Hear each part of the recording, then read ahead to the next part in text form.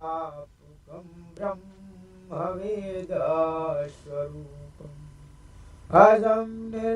at last is the long-promised letter about my experiences in India. You've always wanted to know what it is that brings me here. Perhaps now I can begin to explain. There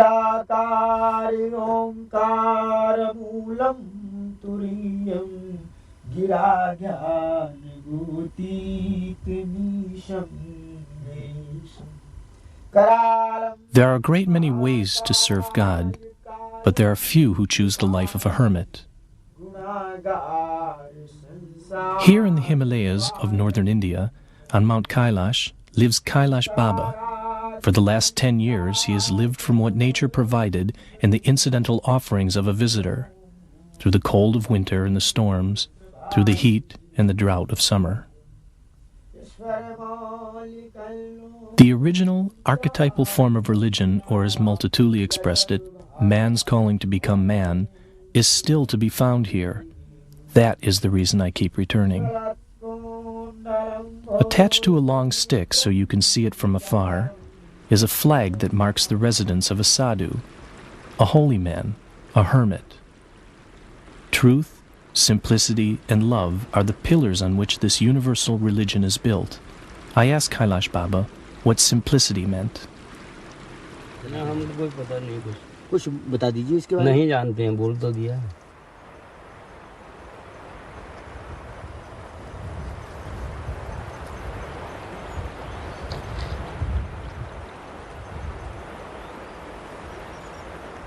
And when I pressed him again for an answer, और कुछ नहीं जानता। Only picture. हम तो ये टिक कर बस इसी में आनंद रहता है। दर्शन मेला करता हूँ। अपना मत वाला पिलाकर प्रेम का प्याला बनाइए अपना मत वाला, तुम्हारे नाम पर मिट जाने वाले वारी होते हैं। There have been times in the past that our interpretations as to what we understand reality to be have differed. I'd like to try and clarify mine.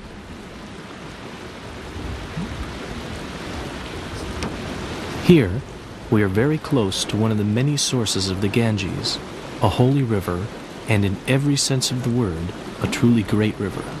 You always hear the sound of it. You live with it night and day. Life hasn't changed much since I first came here 10 years ago. Long ago, it dawned on me that everyday life really only concerns the external side of things, that there was another reality in and around everything for which I still haven't found a better word than God. With that realization, a number of changes had to be made in the way I led my life. From one day to another, I suddenly found myself in the camp of the believers and tried to share my experiences with them. That wasn't easy. The lives of many Christians are governed by the idea that God is to be found somewhere else, at some distance from us, and that this is not such a bad thing as it leaves our hands conveniently free. Contact with the Creator is usually limited to the obligatory Sunday morning service, and should there ever be other accounts to settle, we'll cross that bridge when we come to it. This doesn't exactly rhyme with my own idea that God is everything in everyone, each and every hour of every day. That because of this, He's the most normal thing there is, and so much so that it's not surprising if He's overlooked.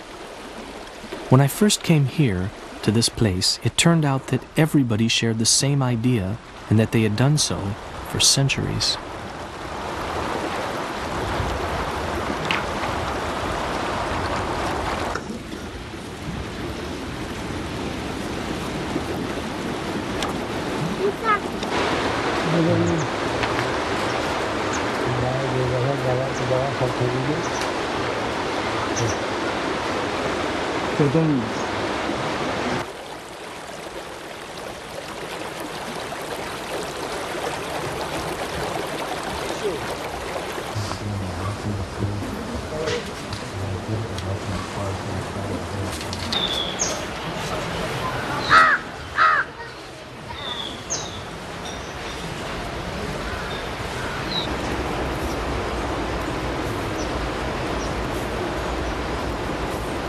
In the course of time, the religious culture here witnessed a number of unusual phenomena. Of course, this is not really surprising, but unable to shake off a typically Western skepticism, I was at first suspicious, finding it hard to immediately accept the healing power of mumbled sayings or the treatment of ailing limbs with peacock feathers. Nonetheless, these things are all rooted in a deep and unshakable certainty that God's presence is closer to you than your own skin, that faith and believing really works.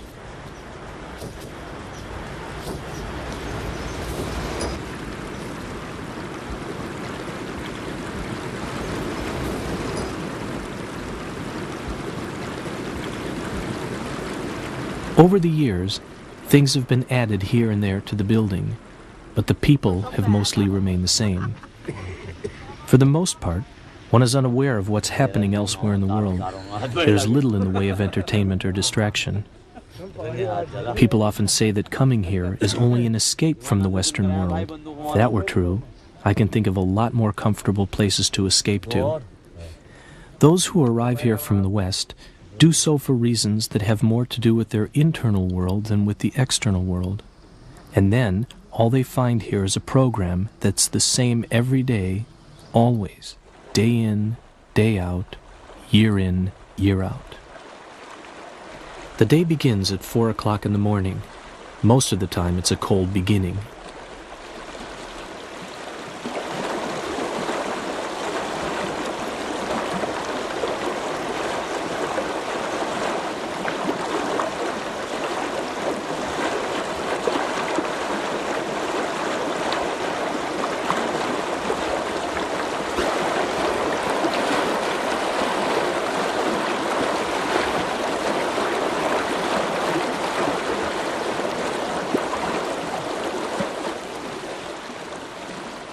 After a bath in the river, there's meditation.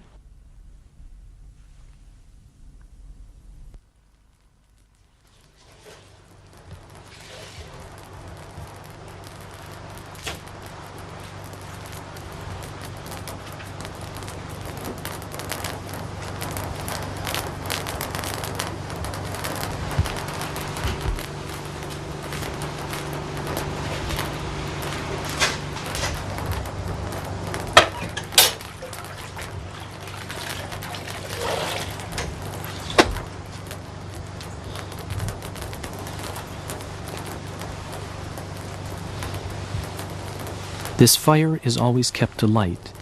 It's a symbol of destruction and renewal. It's revered as the element in which divinity is displayed in its greatest purity.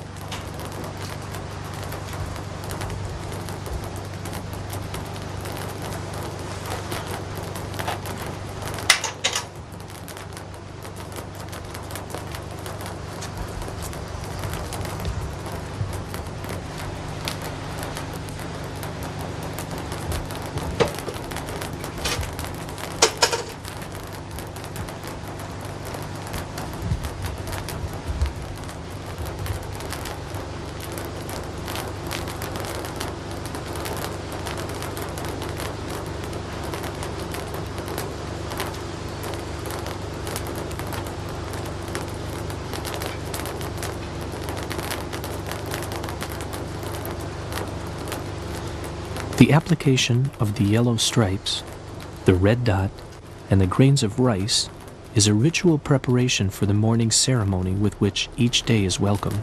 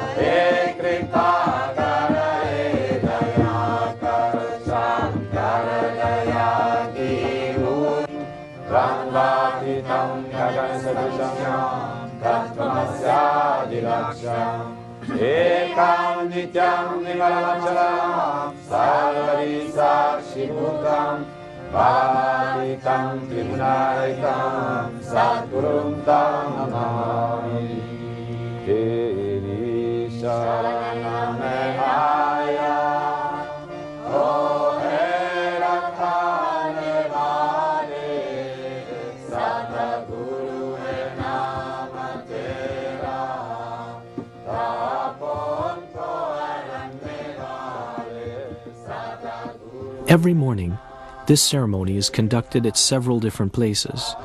Actually, throughout the day, everything is constructed with a view to keeping you alert and concentrated, ensuring that you're not distracted by things of secondary importance.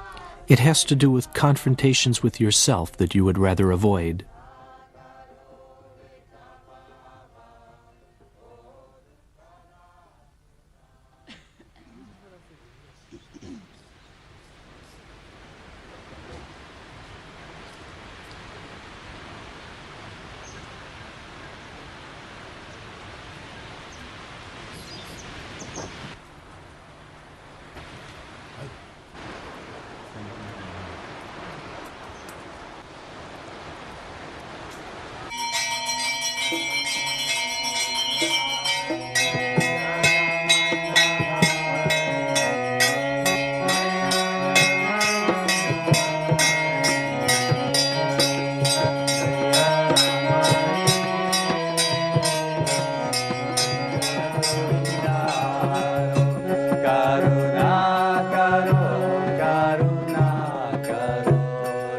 In the Christian world, we traditionally refer to the Lord as thou, not you.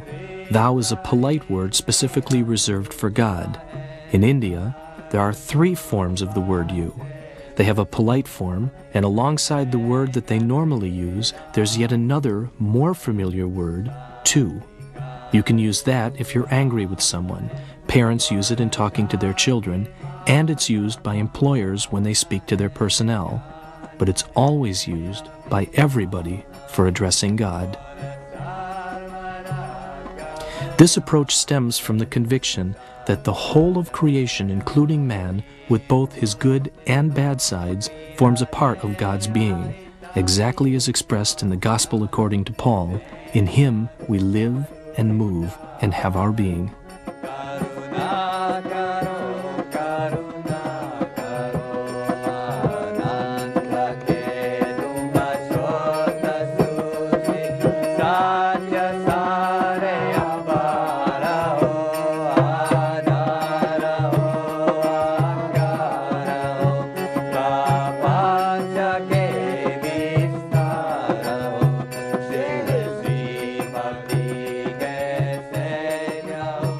A God that is not only the shape and basis of everything, but one that can also be experienced.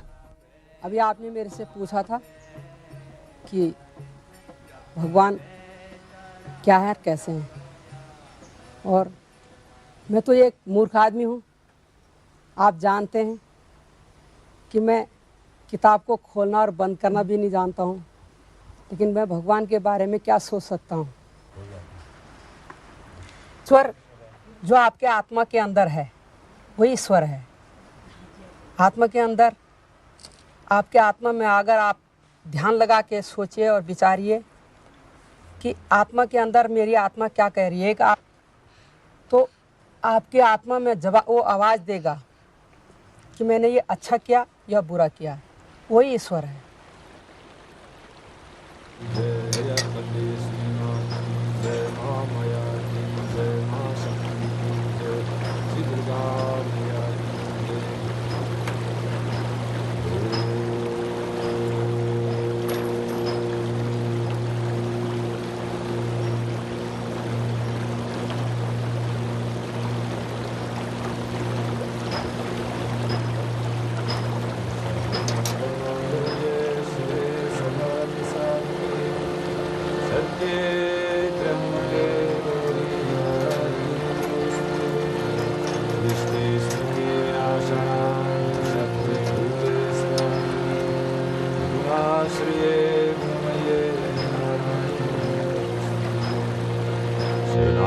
Bhakti-narth-paritrana-parayane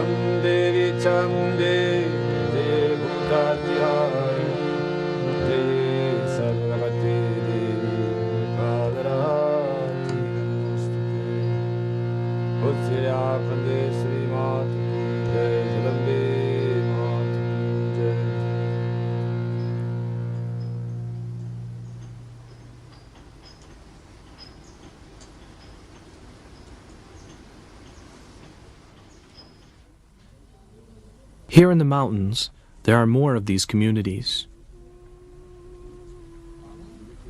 Of course, it is possible to live a life of truth, simplicity, and love anywhere. It just requires practice, but a place like this is perfect to practice in. Most of the Westerners are here in search of the power of silence and simplicity. Generally, you can't stay for very long. Back at home, you try to hold on to the spirit for as long as possible, but in our Western society, it slowly slips away. Since you're a good friend of mine, and I know that you are interested, I'll try my best to explain what it is that moves the people here. What it comes down to is this. Each human being has an irresistible drive to find happiness.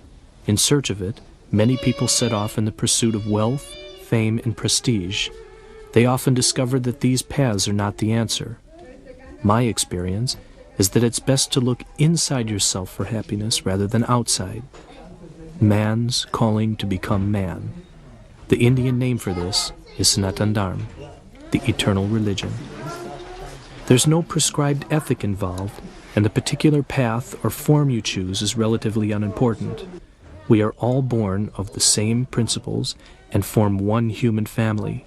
We are all children of the one father, or mother as they say in India. The name you give is not important, neither is the form you choose for worship or the way you show respect. All these things are a matter of personal choice. Here, the rule of life is Om Namah Shivaya, or as Christians would say, Thy will be done.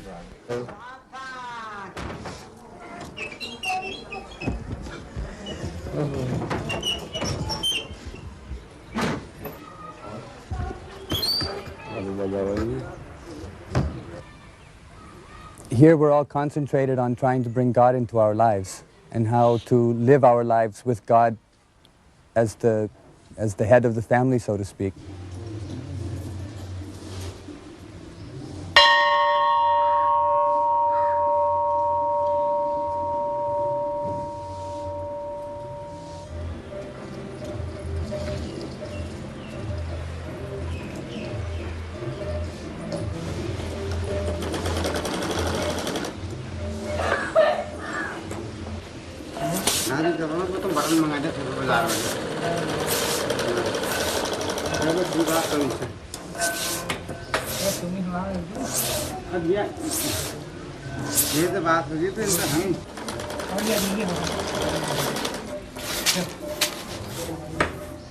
So here we're doing our work together.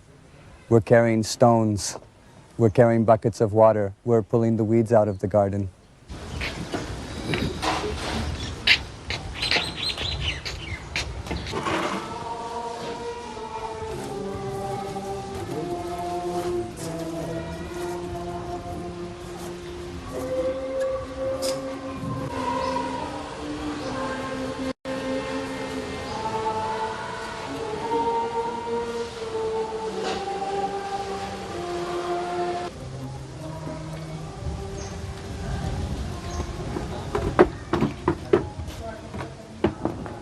I heard a story that is a good illustration of why people from different cultures understandably have different ideas about the nature of God. And that reminds me of a story of Ramakrishna. Ramakrishna told the story there were 4 blind men and describing an elephant. One man he hold the leg, one he hold the trunk, the third hold an ear, and the fourth the tail. So the one who hold the foot, he said he's like a big tree. The one who hold the trunk is like a boa, like a big snake. The one who hold the ear, he said, is like some thick leaf. And the fourth said, who hold the tail is like a small snake. So all were right, but none of them completely. So like this, God is one, the truth is one. Those who know God, they will never fight about different names about Him.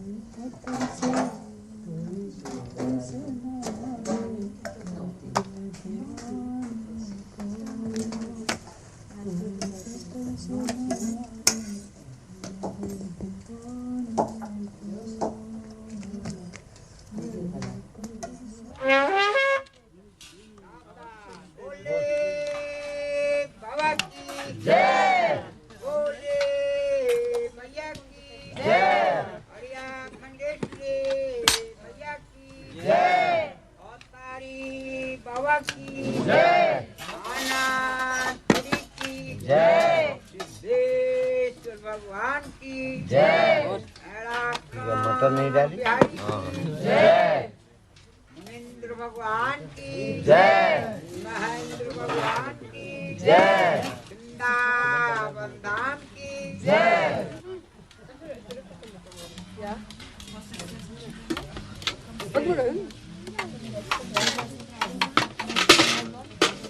After lunch, there's a period of rest. It's a good opportunity to ask some of the people here what made them come to this place. I'm from Persia, and since 5 years I'm living here.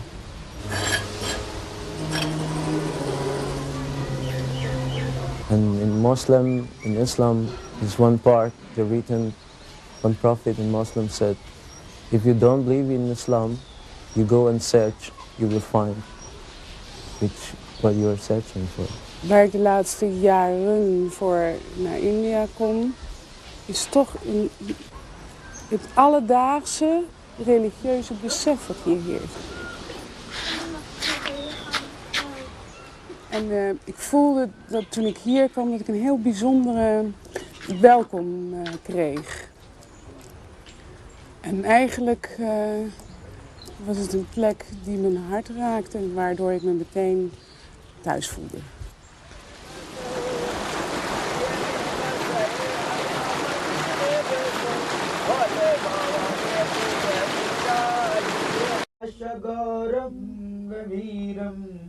मनोभूति कोटि प्रभाषी शरीरम ईश्वर मौलि कल्लोलिनी चारु गंगा लसतु भालु भालेन्दु कंठे भुजंगा चलत्कोंडलं भोषनेत्रं विशालं प्रसन्नाननं नीलकण्ठं दयालुं मृगाधीश चर्मा